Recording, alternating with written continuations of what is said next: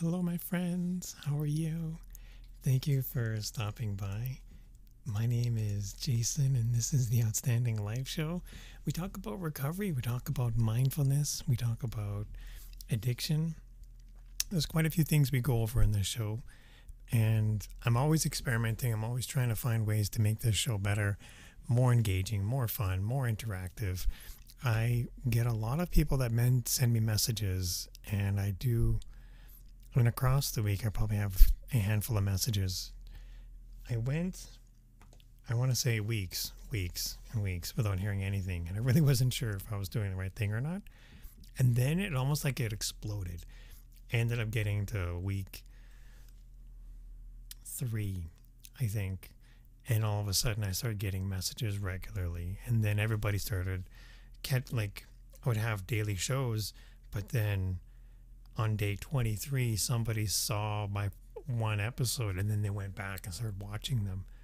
And, there's been people that have been watching regularly throughout the whole time, and that's amazing. Thank you, by the way. But for me, I was like, wow, for a long time, I was worried. I didn't know if this is the right thing or not. But I'm having a lot of fun with these shows. I'm enjoying the process. And what I'm doing differently is I'm setting up show notes, and I've got a blog post, and I'm stripping the audio from this, so I'm also making it into a podcast. So without further ado, I wanted to jump into today's topic, and we're chatting about danger zones. Now, what do I mean by danger zones? Danger zones can mean quite a few different things depending on the context.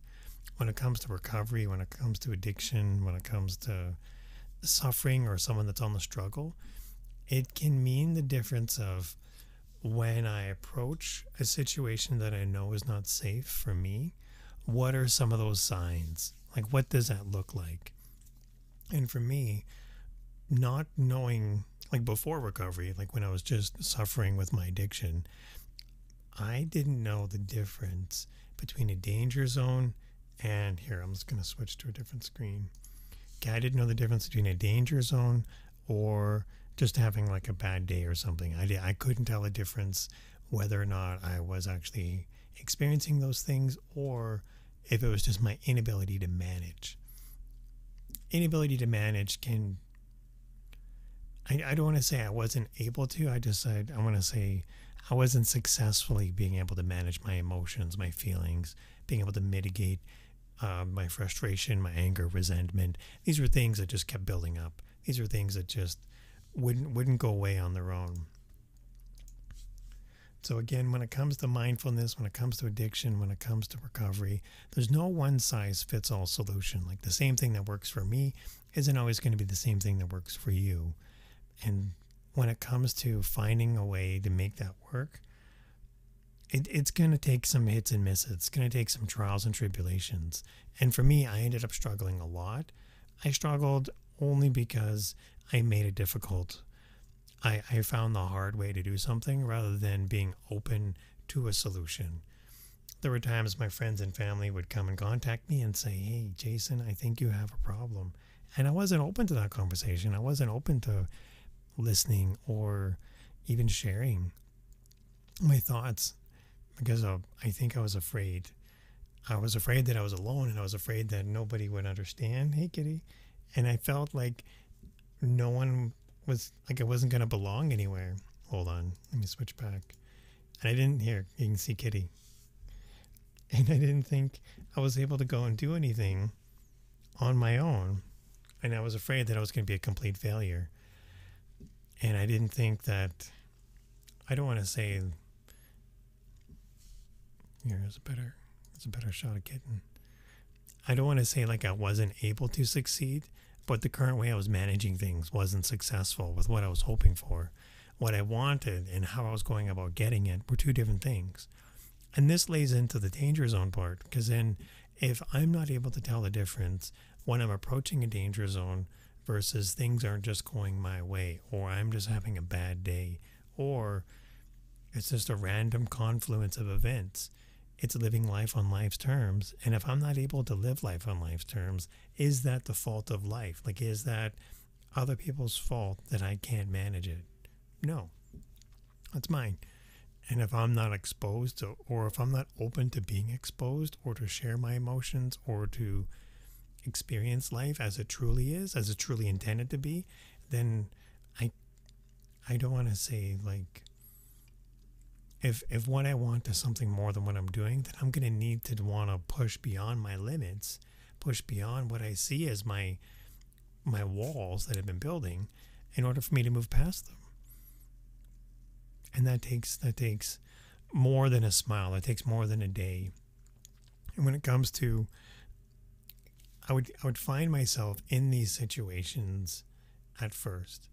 I would be waking up hungover. I would be feeling like crap the next day. I'd be showing up late for work and not caring about any of my relationships. I would be ditching my friends and family. And pretty soon those situations would stack on top of each other until the point where, now I don't want to say nobody wanted to be around me, but I was a very toxic person. I don't know if you can relate to this or if this message connects with you or not. If it does, let me know. If it doesn't, let me know what your thoughts are on this. When I ended up going and separating myself, alienating myself away from everyone, once I was able to go, once I reached out for support, once I was able to admit that my addiction had a part in my life and it was ruining my life, that's when I reached out. That's when I went and I asked for support. That's when I was able to go and get some new tools and some new skill sets in helping identify my emotions, helping me map out all of the sequence of events. My friend Al, he would tell me to play the tape to the end.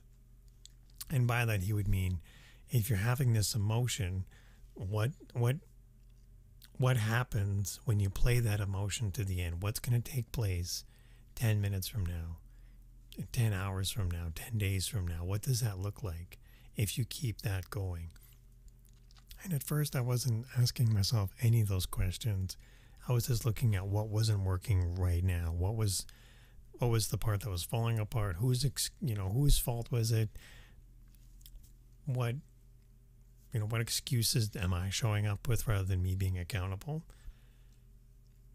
And what ended up happening is, I was able to shift my mindset away from what is it that's happening to me, and instead looking for ways of like, how is it that these events are happening for me instead? How is it that I'm able to pull some lesson out of this? And what was causing it to happen? And those are the danger zones I'm referring to. I'm leading into the danger zone where if all I'm ever doing is just hoping to get by, and I find myself, sorry, I just saw the red on the microphone. If all I'm ever doing is seeing these horrible events take place in my life, and I'm not stopping to ask what's causing those things to happen, what is the sequence of events leading up to it, what are my danger zones, what is that spot where I get to a point, and I know I have this point in my life, I know it exists, where if one event happens, I can deal with it. Two things happen, I can deal with it. And let's just say it takes 3 or 4. But once I get to that 4th or 5th event that takes place in a sequence of events, there's a button that I just get to, and it doesn't matter. I just say screw it. And if I hit that button, no good can come from that. That's when it just becomes, I don't want to say negligent, but these things that I was working towards suddenly don't have as much value. The person that's making the decision to hit that I don't care button isn't the person that's sitting there 10 minutes from now. And that's what my friend Al was referring to, was play the tape to the end. So if I'm sitting there and I'm wondering, if I'm feeling angry, frustrated, resentful, what part of me is feeling that way? Because if I can help map that out, if I can identify what that is, then I can at least find out what was leading up to that point and what can I do to help mitigate that. And I'm sure that I can't stop that from happening. I can't remove anger from my life. I can't remove the frustrations in my life. They're always going to be there. Like, regardless of how I feel about it, it's still going to be there. But what I can do is I can take these things and remove, I almost want to say, the precursors from my life. Like maybe I can't remove 100%, but I could probably start with a good 20. And if I can remove these 20, like, there's things that pull me down and suck energy out of my life that are not adding value. And though, those could be layer 1, 2, and 3. And if I can remove layers 1, 2, and 3, then I can work on layers 4 and 5. And by working on them, I'm not saying remove them, but what I am saying is I can develop this resistance where I can help understand more about my emotions and my feelings. And I'm not going to be able to do that. One, if I'm not open to exploring those. And two, I need to also be able to be willing to share those and communicate those and open up to others. This is where having a support system comes in. And that, for me, that was a huge thing. Knowing I could relate to other people, connecting with others on a deeper level, because I'm not able to do that if I'm just shut down and I'm pushing everybody away. It doesn't help other people. It doesn't serve the greater good. It doesn't. I said earlier, it alienates people. The last thing I wanted to do, one of my biggest fears is being, I don't want to say being alone, but it's being in that spot where I'm not feeling like I belong, not feeling like I'm not contributing. And I'm at that spot where I'm at a low. And earlier I mentioned, like, when I hit that button and I don't care, it's because I've hit that low upon low upon low upon low. And, like, I'm not sure where that spot is, if it's on the 5th or 17th low, but I can sense a pattern that's taking place. And that, for me, is my danger zone. That's, for me, where, hey, what is happening? If I'm getting 1, 2, or 3 triple whammies and I'm sitting there, I'm like, oh, man, this is a crazy day. What are the chances of these things happening? And once I manage those things, I'm going to survive them, but I can help appreciate what led up to that moment.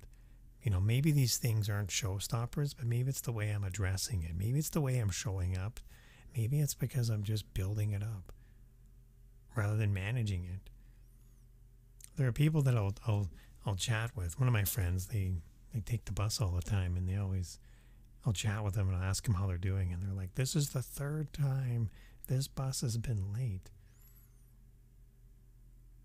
And then it hits me. I was like, my friend has been holding on to that resentment and compounding it 3 times rather than dealing with it or sharing it or venting, like healthily communicating it. Instead, they're compounding it and holding on to it. And then that rage is building up on the 2nd, 3rd. They're getting to that spot where they're not going to care, and they're going to hit the I don't care anymore button. That, for me, is what I don't want to do. So I've put all these, and I've got these in the show notes, where I've put all these checks and balances in place where I'm able to go and have, my support group. I'm able to have an accountability. When I like sharing about the 12 steps. I like communicating these things because that shows that helps alleviate that pressure within me, because I don't want to keep my emotions bottled up. I need to keep communicating outwards, because if I don't, then that's one of those layers. Other things I do as well, as like I go to the gym, I work out. I got the slow cooker running right now so I can wake up tomorrow morning, have a healthy lunch and dinner. So I never stop working at it. And my fear is if I take this and I don't appreciate it, and by it I mean my sobriety, if I take my sobriety and if I'm not feeding it, if I'm not continually putting effort towards it, it's not like a nice to have where, yeah, it's nice to be sober. Yeah, I'll get there. I'll put some effort into it later. It's something I'm going to have to put effort into for the rest of my life. What I mean by that is, if I'm not putting effort into that, then that means my effort is going to be going to something else. And that's where we talked about those resentments building quietly, silently. That's where addiction will grow in the darkness. Like, it hides in the corners. It grows when you don't talk about it. It's that mental illness side of things where it will prey on its own stigma, and then the ego will fill in the gaps. And that's where the decisions come out about, you don't need, and I'll hear this in the back of my mind. I'm like, you don't need to go and to work on the 12 steps, you don't need to do a video today, Jason. You could just go to bed. You could just you've got work to do. You've got other things to focus on that are more, and these are the silent things that will fill in the gaps. And I don't want to let that part of me make decisions. So the one way I ensure that I'm not feeding that part of my life is by ensuring that I'm feeding this part of my life. I can't always control that part of my life, but I can control this. I can control it by showing up every day. I can control it by making sure I'm working the program, giving back, making these videos. Doing small little tiny things will help build up to something bigger later. I've got too much invested in my sobriety that I don't want to throw it away. So even if it comes at the cost of staying up at midnight to make a video, it's important to me. You're important to me. I and my recovery am important to I can't do this on my own. And that's where the hard work comes in. The same hard work for you is not always the same hard work for me. So what works for me may not always be working for you. This is my side where I'm sharing what I've, these checks and balances I've put in place to help mitigate it against addiction, to work against my those silent thoughts in the back of my mind that I don't want to let grow. So I share and I openly communicate. I don't want to feel depressed. I don't want to feel like I'm helpless. But what I do want to feel is sober. I do want to wake up tomorrow sober. So I'm going to go to bed sober. I'm going to put in the hard work. Some days are harder than others, but that's where the checks and balances come in. Anyway, I put all my hard effort into avoiding those danger zones. I want to say thank you for stopping by. Thank you for hanging out. Every week I wake up and I get these messages, and I'll have conversations with people, and they'll let me know that they're enjoying the show, and I really appreciate that. A lot of the feedback I get from you is what helps drive the show. The topics you ask me about and what you share and what you're looking for, those are all conversations that I'm open to having. Anyway, it is a part of season 2. I wanted to try something different where we end up going and we have an action of the day, and we're going to have here we go, action of the day, and we're going to have a gratitude of the day. So here's today's show notes. So today's gratitude of the day is, today I'm thankful for not letting my addiction make decisions for me. I don't let myself slip quietly like I used to.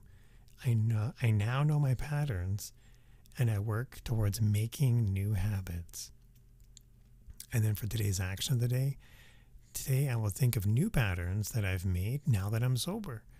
And I will think of new patterns that can help me grow even more. So what can I do to help push my boundaries? And what can I do to help shape that into something much more amazing? Anyway, I want to say thank you for stopping by. I really appreciate that. You've taken a few minutes of your day to hang out with me. This is the Outstanding Life Show. My name is Jason. This is Kitten. Kitten is sleeping. Oh. All right, everyone. You take care and you have fun. And I look forward to seeing you again in another episode, all right? Bye.